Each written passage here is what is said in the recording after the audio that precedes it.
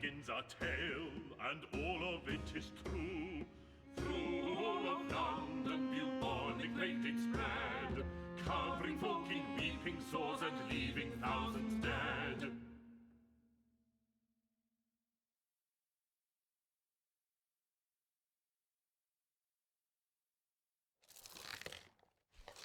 From towns and cities, doctors they did flee, leaving their patients to die in misery. But one brave doctor stayed when all the cowards fled, might have to be because he was too sick to leave his bed. Alas, 'tis my final hour. I will surely die. I am too far gone to recover, and for the plague there is no cure. Unless a cure might be found in the stars.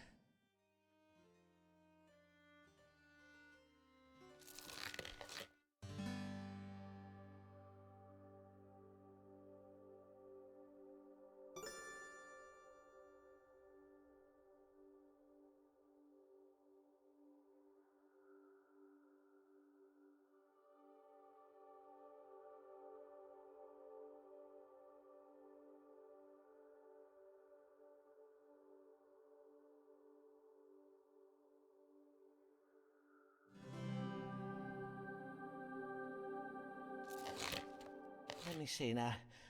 According to the stars, the way to cure the plague is to treat the fever it provokes. Oh, can it be true? Might a disease so monstrous as the plague be cured by treating it as if it were an exceeding bad fever?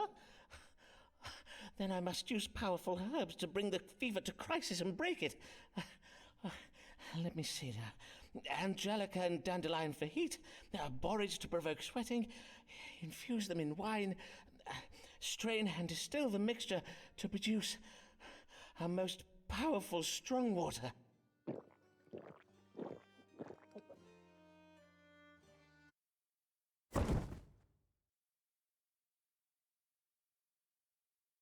Huzzah!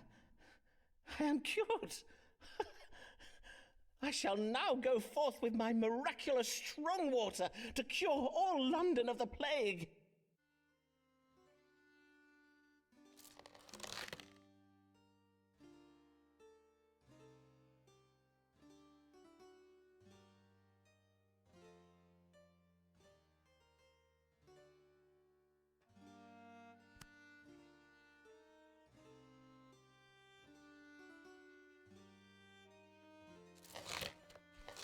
Forman made a plague cure and used it on himself, then left his house to restore London's true health.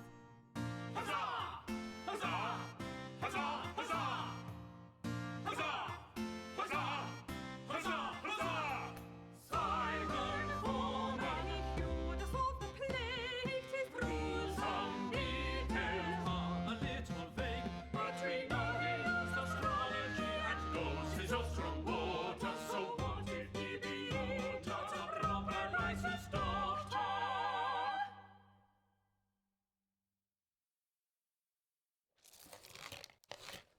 Here comes a lady queer and a little warily.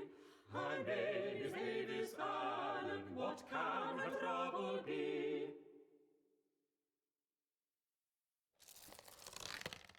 God give you good day, madam. How may I... Are you Mr. Forman? Mr. Simon Forman, the doctor? Aye, madam, I am indeed Doctor Simon Forman. I bid you welcome to my consulting chambers. Mistress... Allen, Mistress Avis Allen of Lambeth. Pray tell me your age, if you please, madam. I am 33 years of age. And how might I do you service this day, Mr. Allen? Pray describe your troubles to me. Well, the pain started full late last eve upon retiring to bed. Not that I am in the habit of retiring so late, but my husband did desire a special supper of cold meats to celebrate and give thanks in any case, it started in the night and it continued until dawning. That being the pain in my head. And the chundering. A moment whilst I make note of this. Headache and involuntary purging. Is that all? Aye, that is all. And thinking on it, my complaint to seem most trifling. And you are doubtless busy with important cases. Oh, like the plague! Yea, verily, mayhap I should not have come after all. Good day, Dr. Forman. I beseech you pardon me, for I have wasted your time. Prithee, do not go, for I assure you, madam, your case verily is important to me. And 'tis important to you, is it not, Mistress Allen? Else you would not have come this day. Well, aye. Let us consult the stars now then, shall we? What is the cause of Mistress Allen's suffering?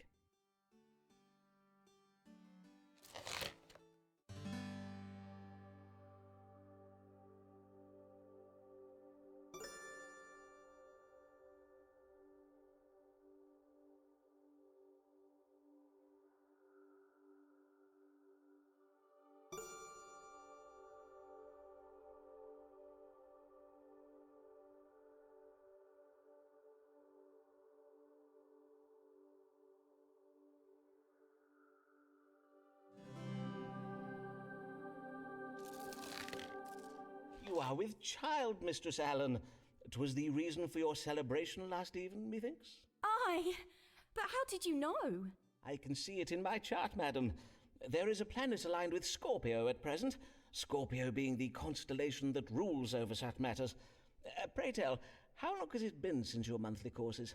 It has been 14 weeks since my courses, and yesterday I did feel the child quicken. So, indeed, 'twas the cause for our celebration, as you say. For I have been with child before, you see, but 'tis never. And Mr. Allen and I do pray this one will be born alive. There, dear lady. The presence of the planet Mercury in my chart does suggest you suffer from anxious passions on account of your condition, and given your ill-favoured history, I warrant 'twas the twin burdens of hope and fear that provoked your troubles last even. Oh, I see. Pray take this flask of wine, madam. It has been infused with cloves, ginger root, and cinnamon.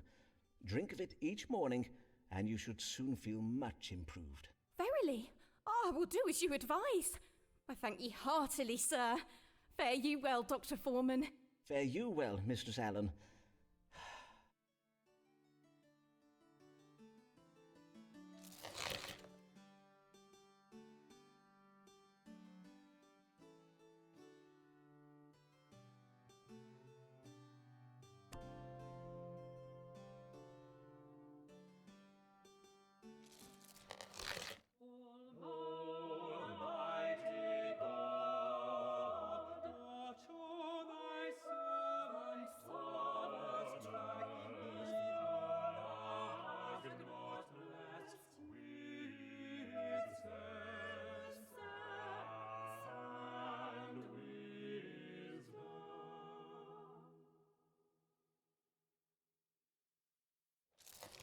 Good day, sir. You are Simon Forman, the physician, are you not? These are your rooms. Indeed, I am he, and well met, sir. Be it Thomas Blagg I have the honour of welcoming to my humble consulting chambers, the Dean of Rochester Cathedral? Indeed, 'tis I, Thomas Blagg. Though it is not upon church business that I come to you this day. 'Tis upon a matter of my own that I require counsel. I have lately been offered some very lucrative investment opportunities, and, well, it is said that God speaks to us through the stars, does he not? Indeed he does. 'Tis well known that astrology is but a conduit for the word of God, as interpreted using scientifical means. And now, these investments of which you speak, pray tell of them, if you please. 2 merchant ships will shortly set sail on very lucrative trading expeditions. I do not possess the coin to invest in both. Hence, I must choose between them. And I must choose very wisely indeed. For sea voyages are most perilous, and if my ship were to founder or be captured by pirates, I would lose my entire investment. Aye, forsooth, 'twould be most lamentable, to say nothing of the poor souls who might lose their lives. Who are, naturally, the greater of my concerns. Aye, naturally. And whither might these ships be bound? The first is bound for the Spice Islands of the East. 'Tis a voyage to be undertaken by a ship named the Conquering Cherub. The other is the Pride of Yarmouth. She is to bring back sugar from the Americas. Have you now the information you require?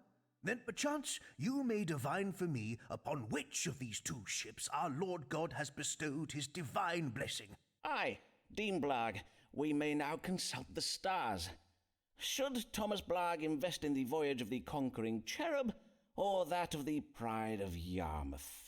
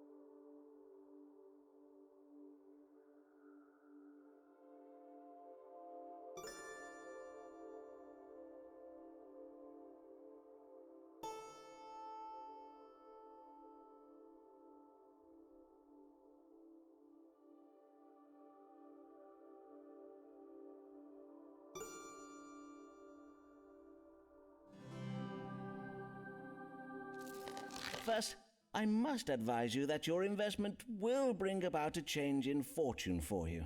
I should hope so. Indeed, it is the reason for my desire to make such an investment. But in which ship? You must invest in the Bride of Yarmouth. The Bride of Yarmouth? The bride? But how on earth? Allow me to explain, Dean Blagg. In the house of marriage, we see the planet Venus, which does represent femininity.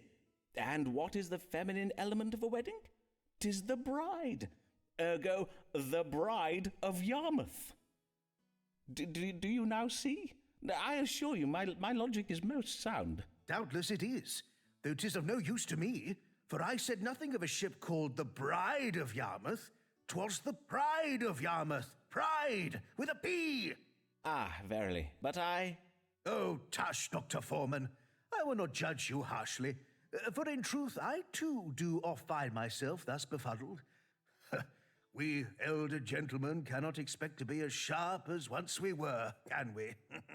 Sir, I hardly think we're of the same age. Prithee, sirrah, as much as I would love to bide and discourse with you, it is almost time for my afternoon nap. Mayhap you would benefit from one also. Good day, Dr. Forman, and keep ye well.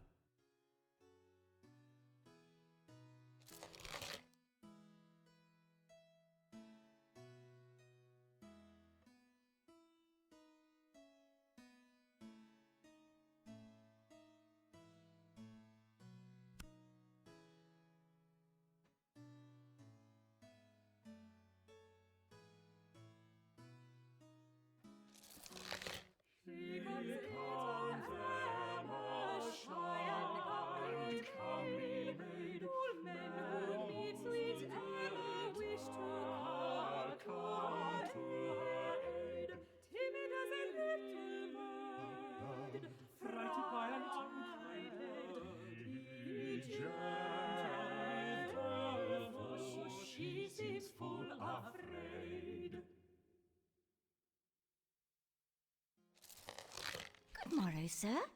Pray tell, are these the consulting chambers of Simon Forman, Doctor of Astrology and Physic? Indeed, 'tis I, Doctor Simon Forman. And your name, madam? Emma Sharp of Shoreditch, sir. 25 years of age. Welcome, Miss Sharp. And how may I do you service this day? Well, 'tis a trifle delicate. A man has asked me to be his wife. A dear, kind man, but I fear you will think me cold, Dr. Forman. There, madam, whatever is the matter? Well, he is exceeding advanced in years. I do worry he may not be long for the world, and if he were to die, I do not think I could bear it. Verily, I would not. Indeed, methinks I would rather not marry him at all. Am I very heartless, Dr. Forman? Nay, not in the least, madam. Your fears are most reasonable. A man in the winter of his life is indeed more likely to die. I assure you, madam, 'tis a medical fact. But methinks you wish to know whether this man be afflicted with a grave health condition, do you not? To wit, any ailment that might soon prove fatal? Forsooth I do. That is my question precisely. Why, Dr. Forman, 'tis as if you have a gift for reading minds. Merely the gift of logical surmise, madam. Let us see whether a judgment of the stars may calm your fears. Does Mr. What was your gentleman's name? Mr. George Middleton, a wool merchant. Does Mr. Middleton have any ailments that might hasten his death?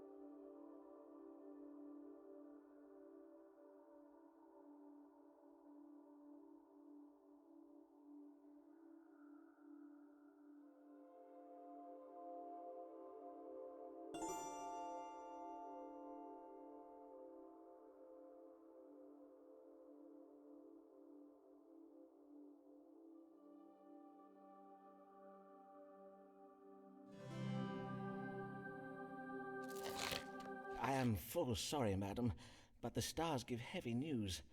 Mr. Middleton suffers from a cardiac passion. Indeed, his heart may stop at any moment. He must avoid anything that might alarm or trouble his vital spirits. One shock could be enough to kill him. Oh, woe, alas, poor Mr. Middleton. I thank ye for your kind understanding, Dr. Forman, and for your discretion in this matter. I will at once to my family go and beseech them not to make me accept Mr. Middleton's proposal. God give you good day, Dr. Forman.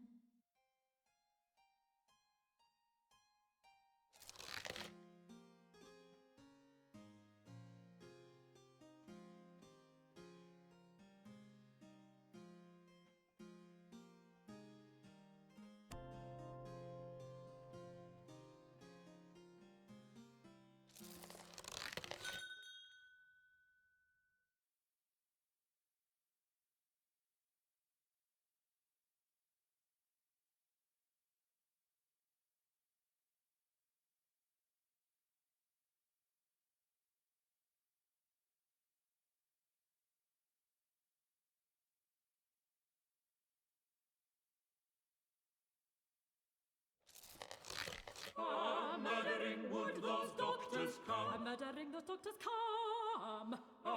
Murdering one fine day. Those doctors will they slave for? Those doctors will they slave for? Slave for? Will they send him to jail? They send him to jail. What is the meaning of this warning being put about by the College of Physicians? Do they mean to do me harm? It is true that I do not have a medical license. What am I to do? Mayhap the stars will advise me.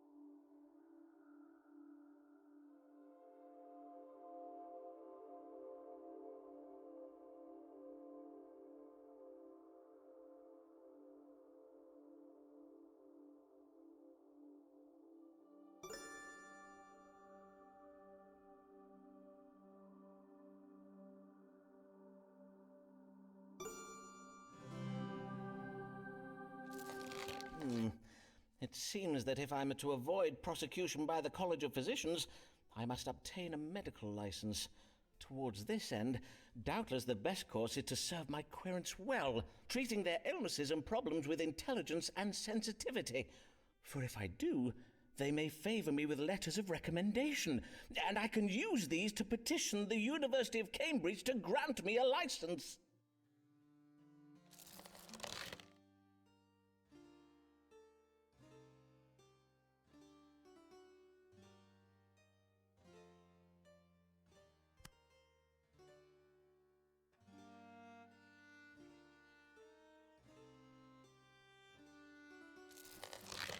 Who's this man at the door who we've not seen before? Who's this man at the door who we've not seen before? Who is come to inquire dressed in such strange attire? Tis Signor Ferraro.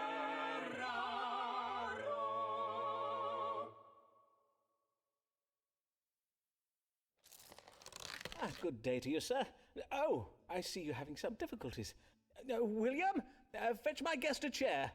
No, it's good. I am just a little stiff. As you wish. Mr. Signor Riccardo Ferraro. I am a gentleman of Venezia, come to make a trade in London. Venice? 'Tis a fine city, I hear. And how may I do you service this day, Signor Ferraro? I am come with una problema medicale, and you are most great dottore who does cure all London, eh? You cure Ferraro too, see? Forsooth, I will seek to do so, Signor. Pray, describe your complaints, if you please. Is burning when I make the water. Pain during urination? See, and is pain down here. Molto pain. And pain in the lower back. Now, let us see what the stars can tell us. What ails Signor Riccardo Ferraro?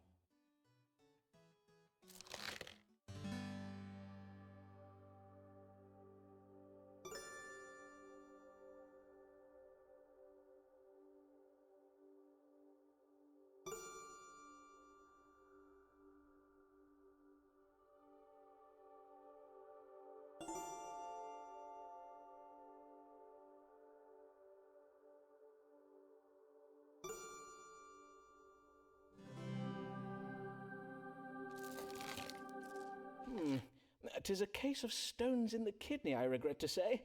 But worry not, Signor. I will give you an ounce of my strong water to dislodge them. Drink this entire flask when you rise at dawn tomorrow. You may then expect to evacuate the stones by way of your privy member within just a few hours. Your famous strong water. This water is said to cure the plague, huh? I thank you, Signor Forman. And now Riccardo Ferraro bids you good day.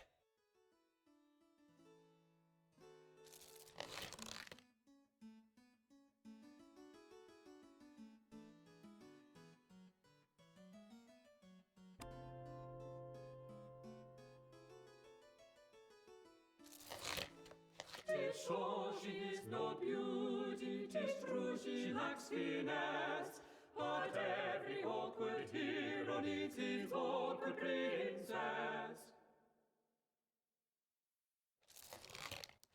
Well met, Mistress Allen. Pray tell, the last time I saw you, you were with child, methinks. Pray tell, how fares... I would rather not talk about that, if you please. Oh, I see. I am full sorry, madam. What I'm brings come you upon... this? The matter that brings... Pardon, madam. I prithee, madam, say on. I'm come about the new law.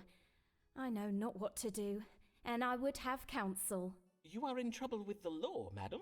Nay, at least not yet, but my neighbours have begun to remark unkindly upon my absences, my Sunday absences from church. I am afeard one of them may soon denounce me. 'Tis the Act Against Recusants you speak of. The law that obliges Catholics to attend church and take the English sacrament.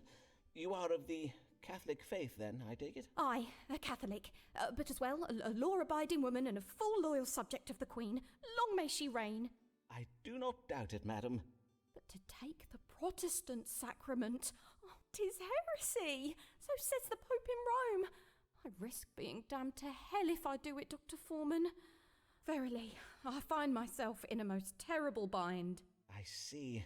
Damned if you do, yet condemned if you do not. A cruel bind indeed.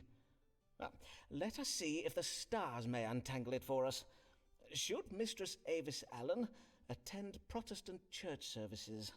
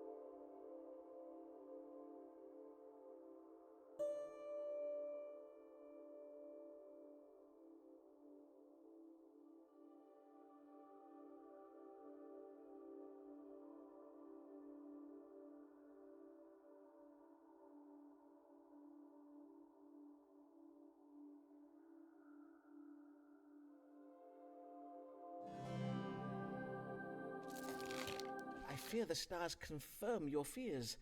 You must attend church every Sunday, lest you risk being prosecuted for being a recusant. Oh, but then what of my soul, Dr. Forman?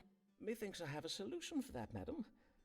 If you were to cross your fingers behind your back during the service, any Protestant oath you swear would not count. Of course, you must be sure to stand at the back of the church while doing so that only God may see, and no one else. Forsooth, what an ingenious notion! Oh, Dr. Forman, you have saved me. You are so wise, sir. 'Tis so. Verily, 'tis most admirable. But, dear lady, 'tis you who is to be admired. The strength of resolve, your devotion to your faith, and your... Madam, would you care to... see my collection of Venetian glassware? I think I would. Indeed, I would like that very well.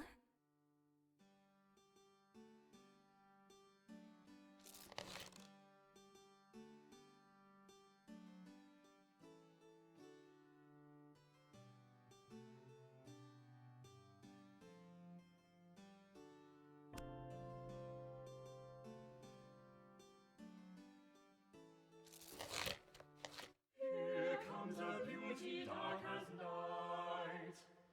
Her hair does shine, her eyes are bright. A damsel formed for man's delight. Oh, she is quite a lady. Oh, she is quite a lady.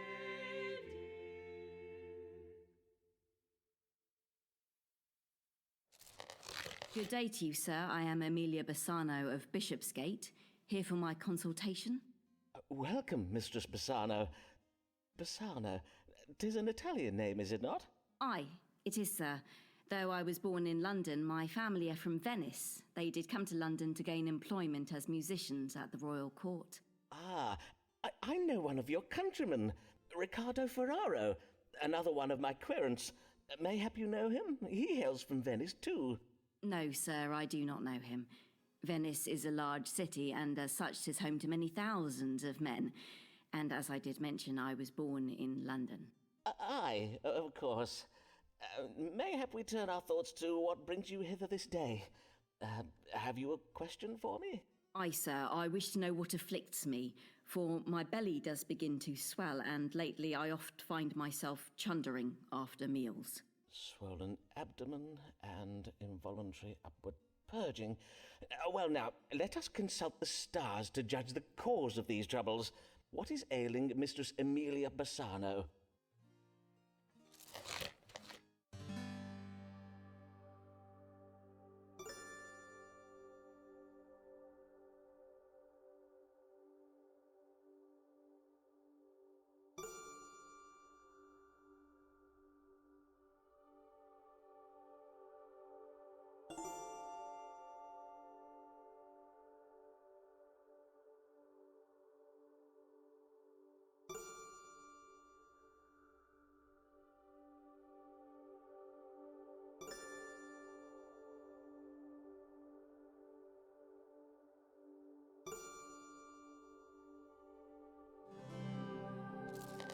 I neglected to ask.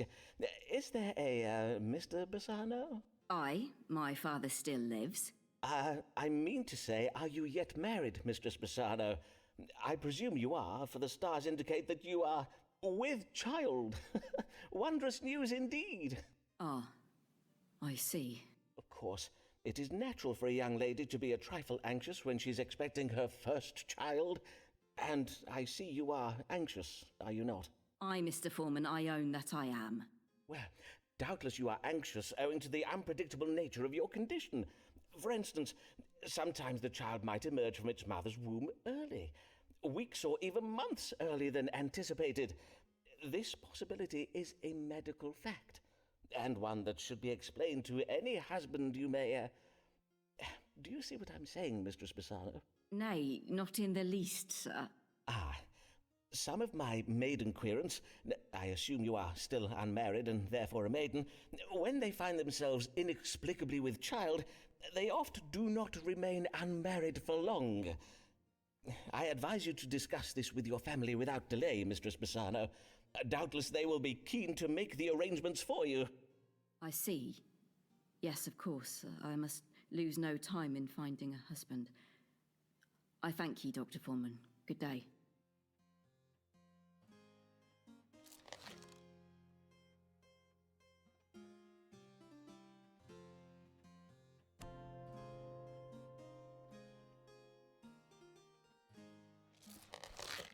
Mary Payne is frightened when she spies a looking glass, for 'tis a portal out through whence the gates of hell do blast. A deadly and foul wind that comes direct from Satan's paw. La la la la la la la la. Blessed morrow to you, Dr. Forman. I am Mary Payne of 4th Street in Lambeth, and come to seek your counsel about my neighbours. Good morrow, Mistress Payne, and well met. What trouble do your neighbours give you? They play their lutes into the night, perchance? Mayhap a neighbour has cast a malignant spell upon your cabbages. Why, sir, 'tis no trifling matter. Indeed, 'tis a matter of grave importance.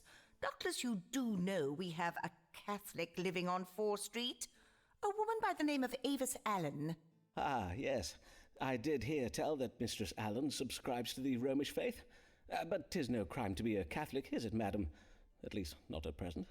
Aye, but harbouring a Jesuit priest is, Dr. Forman.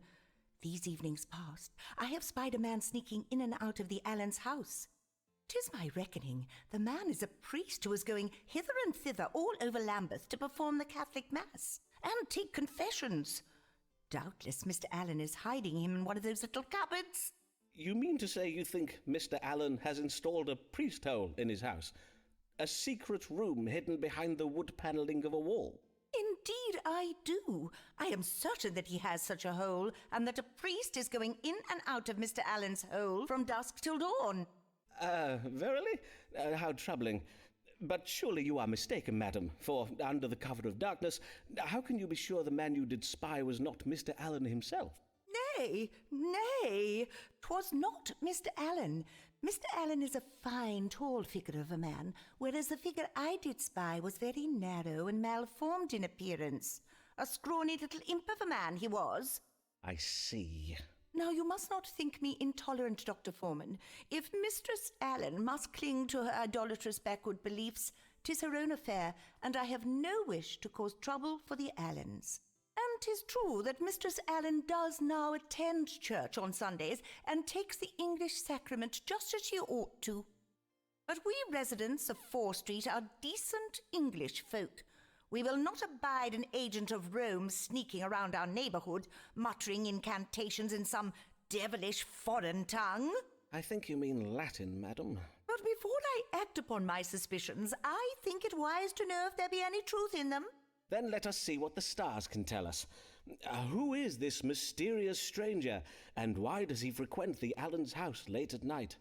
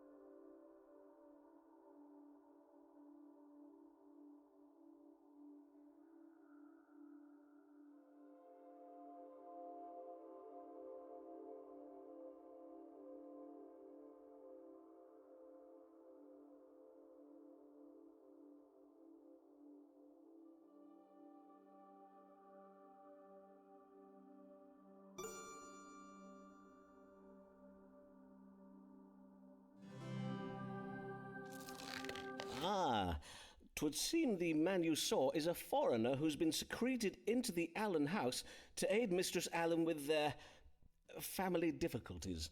Family difficulties? Come, Dr. Forman, pray speak plain. Ah, well, as you doubtless know, the Allens have never been blessed with a living child.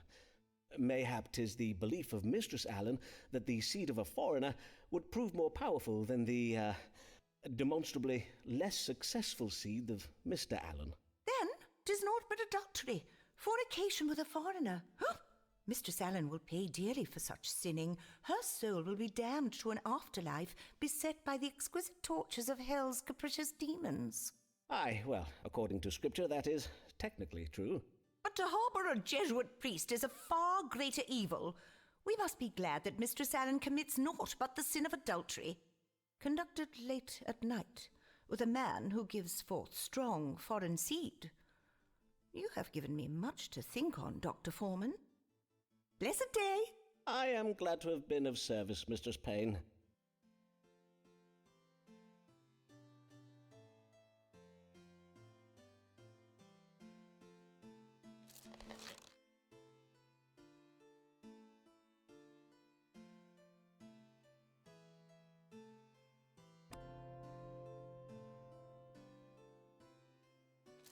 When the querent does rock a continental frock, when the Ferraro does rock a continental frock, when his Italian flair features all facial hair, 'tis Ferraro. Signor Ferraro.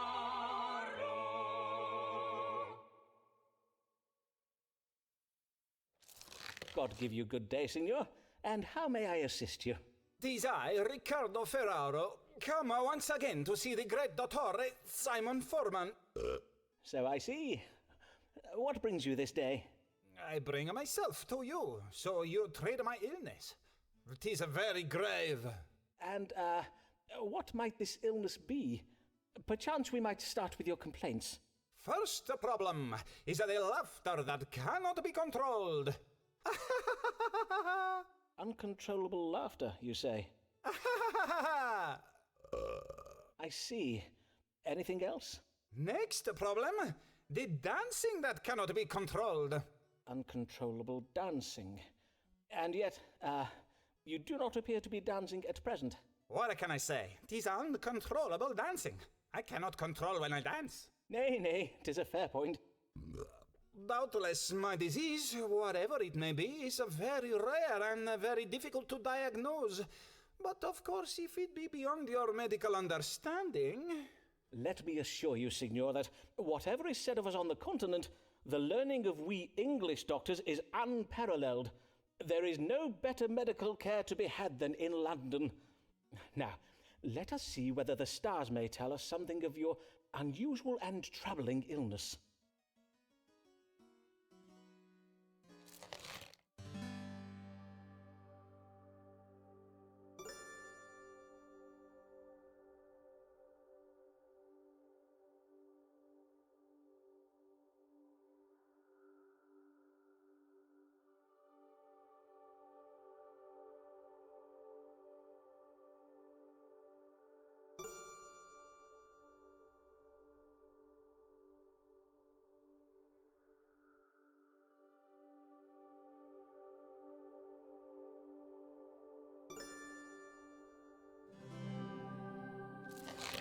You have been bitten by a tarantula.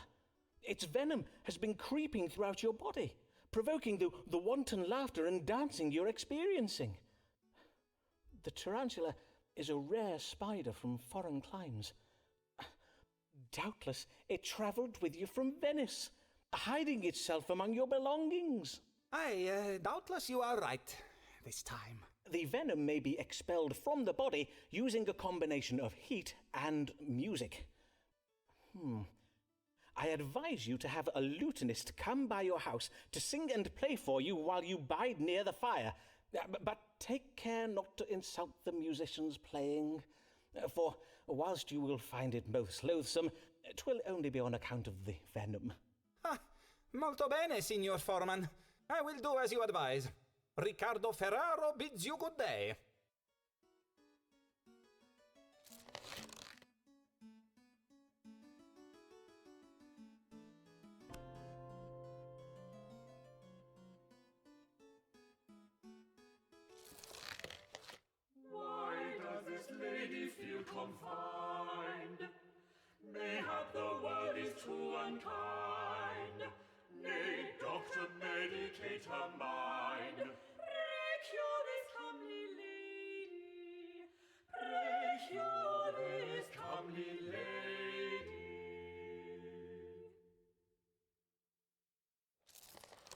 Good day to you, madam.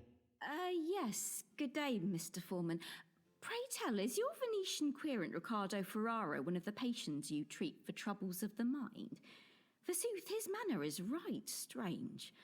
I passed him at the door, and when I addressed him in the Italian tongue, he abruptly turned from me and ran away down the street.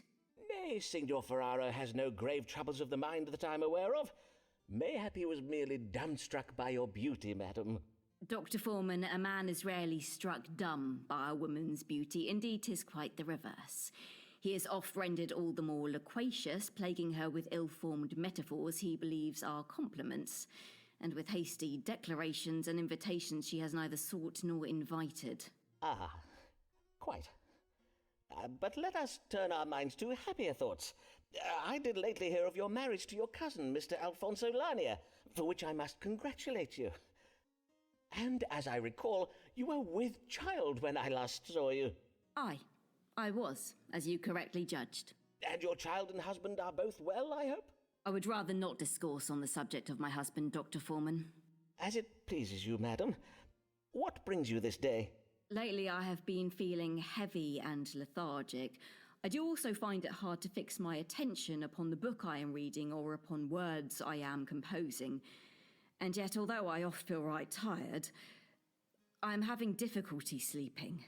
Ah, well, becoming a mother, beset with all the demands of a suckling babe, can force change upon the normal rhythms of life. Nay, 'tis not that, for I have employed a wet nurse for the feeding and much of the care of my son. Methinks I must have some kind of disease. I see. Let us consult the stars to see what afflicts you.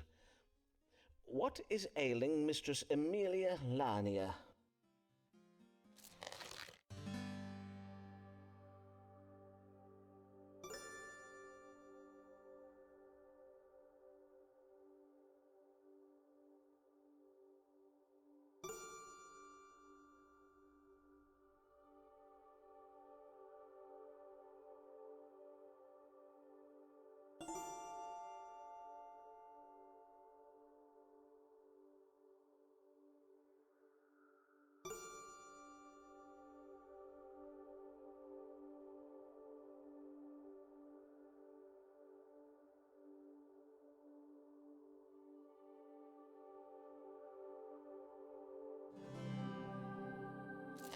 You are suffering from phlegmatism, madam.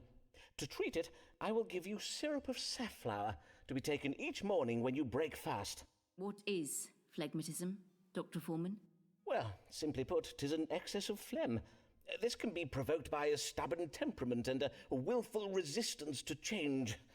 'Tis sometimes experienced by lately wedded women such as yourself, who do not easily adjust to married life.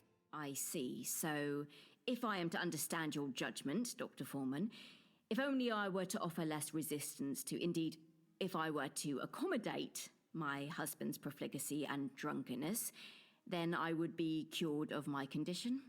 Well, not precisely. If you will allow me to... But is that not a logical extension of your judgment, Dr. Forman? If you will forgive me for saying so, madam, you are displaying a degree of recalcitrance at this moment which only serves to confirm my... Dr. Forman, methinks I should prefer to forever remain a phlegmatic woman than hear any further from you this day, sir. I will bid you good day.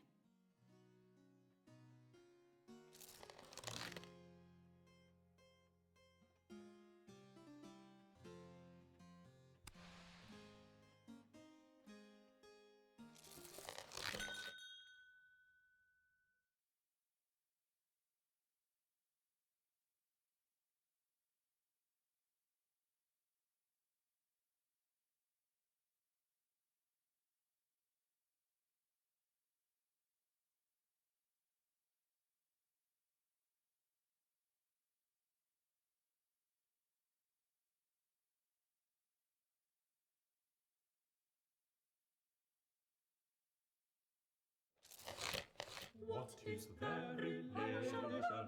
We are no longer sure. Sees Forman's now a patient, and Avis is the cure. Ah, my dear Avis, what a pleasure it is to see you. I have oft thought of our last... I cannot tarry long. My husband will be expecting me home. Of course. But, dear lady, is something the matter? Of course. Do not all your querents come with a matter they wish an answer to? Well, yes, but... I wish to ask of the stars whether a man I am close with, a man who is not my husband, whether that man be also close with another woman. A man you are... I see. Well, if I am to judge the stars for you, I must ask you to be more precise. In what sense do you mean close? The platonic bond of friendship? Nay, close in the sense of being intimate. I see. Then 'tis the familial tie of kinship, perchance. Nay, I mean someone with whom I have shared physical relations. Verily, madam, if I am to give you an accurate reading, you must state your question clearly. Methinks you know full well what I ask. I bid you ask the stars whether my lover is, that is to say, be it true that he engages with another woman in acts of strumpy-humpy. Madam, you astonish me. 'Tis unlike you to speak such indelicate words. Now, if I understand you correctly, you have a lover, and you wish to know whether he has been sharing his tender favours with another woman. Aye, but did I not verily say so? And now that we have at last fathomed your question, let us read the stars to fathom an answer. Has Mistress Allen's lover been unfaithful to her?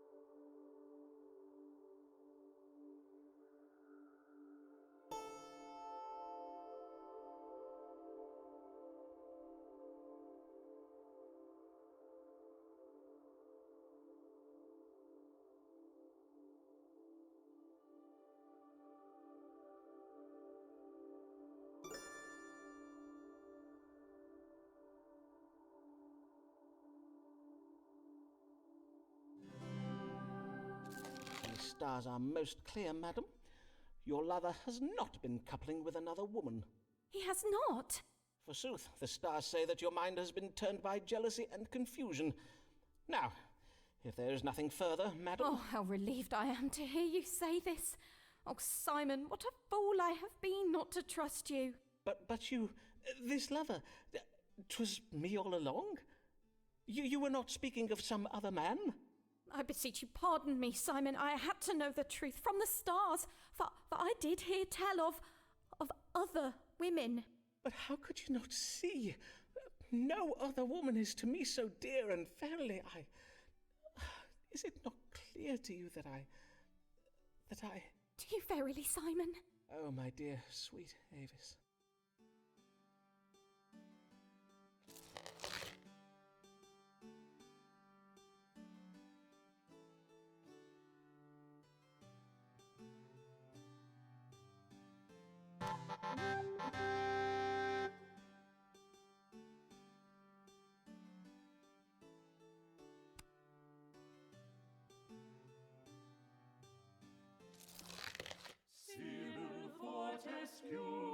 Always has what's new, far ahead of her friends. She oft gets her hands on goods from foreign lands. That captive sends.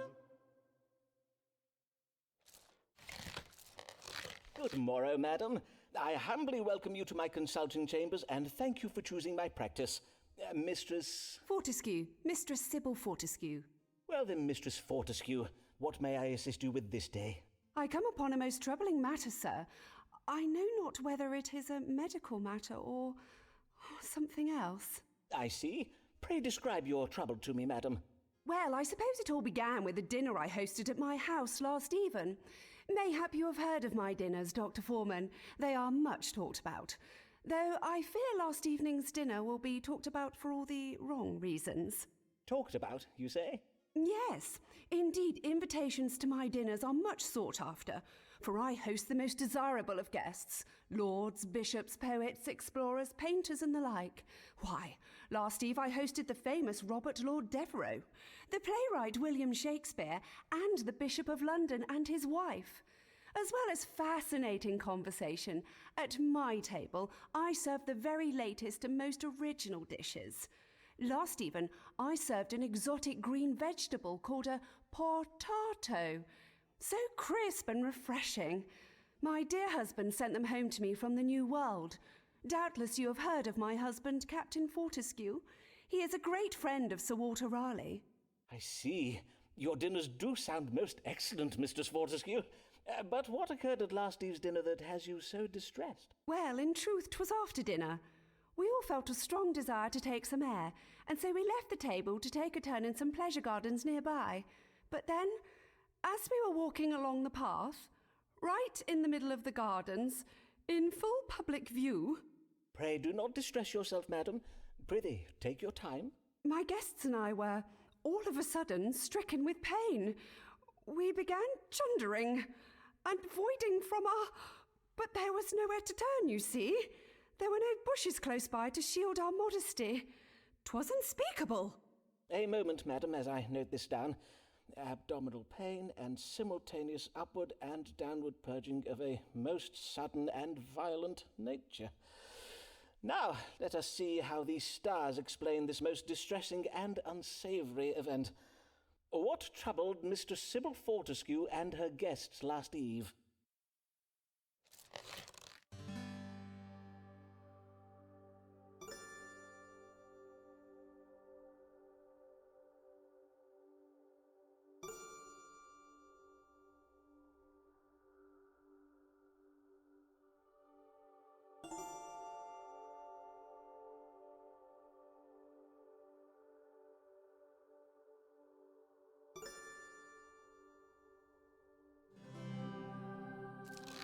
Madam, I think you said the New World vegetables you dined upon were green in colour, did you not? And you described them as crisp and refreshing, I think. I take it then that you served them to your guests green and raw? Yes, indeed. Most of the potatoes my husband sent me were full dull and unhealthsome in appearance. Hence I served only the green ones. I had my cook cut them in such a way as to resemble roses. 'Tis the way I oft serve my apples. Ah, then your trouble was a severe case of evil digestion. I have read that these vegetables can be noxious if they turn green. Oh, my days! You mean I poisoned my guests? In a manner of speaking, aye. But worry not, madam, for the suffering was but temporary. Indeed, it does sound as if the bodies of your guests were most comprehensively purged of the poison. However, in future be sure to cook the, potatoes until they are soft, and pray do not eat the ones that have turned green. As God shall mend me, what a shameful affair this has been. I shall go home and, well, I shall write to my husband and ask that he includes cooking instructions with the next gift of food that he sends me.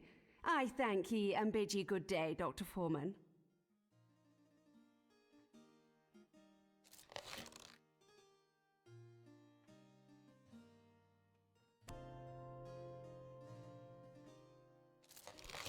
Here comes a literary mind, one such as we do rarely find.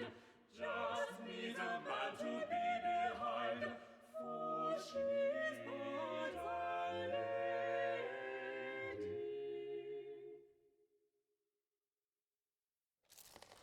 Good even, Miss Lanier. What brings you? I am come about my future, Dr. Forman. I wish to know whether I will find success as a writer of poems and plays. You can predict futures, can you not? You, madam? A writer of poems and of plays? Forsooth, how verily remarkable. Well, 'tis true most of us Bassanos and Laniers are musicians, but I have chosen a different path. I've lately begun a collaboration with a poet and playwright. Let us call him Mr. S. He is presently writing a play that takes place in northern Italy, and as I am of Italian heritage, he has asked me to help him write it. How interesting. And does this collaboration betwixt you go well? Right well, or so methinks. Indeed, Mr. S did suggest that I am full talented as a writer. Be not afraid of greatness, he told me. For once our play opens upon the London stage, our success will follow, as night follows day. I see. Then what would you have me ask the stars, madam? Well, I've noted that Mr. S, although a brilliant man, is oft prone to exaggerated melodrama and implausible plot resolutions. I wish to know whether this story of his, of our future success, is true. Very wise of you, madam. Then let us see whether your success or failure is writ in the stars. Will Mistress Amelia Lanier find fame and fortune as a writer?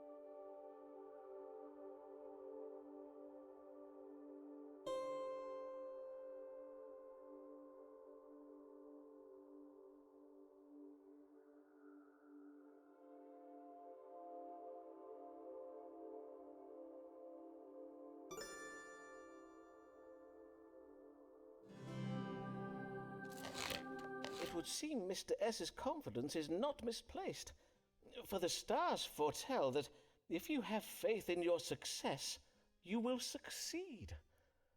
And your contribution to the world will reach beyond literature to be of great benefit to society. So, in order to succeed, I must hold fast to a belief that I will succeed. Just so, madam. But what you are asking of me is right illogical, Dr. Forman. Indeed, 'tis an impossibility. How can I maintain a belief that my success is inevitable when you have just informed me that my success is conditional and contingent? As Aristotle teaches us Mistress in his... Lanier, mayhap I have confounded you with the nuances of my astrological reading. All you need know is that the achievement of your goals is very likely. Indeed, 'tis indicated that your collaboration with Mr. S will be a fruitful one. Prithee, madam, look not for bad news among the good. Aye, mayhap 'tis best I not overthink it, as you say. I thank ye, sir. Good even, Dr. Forman.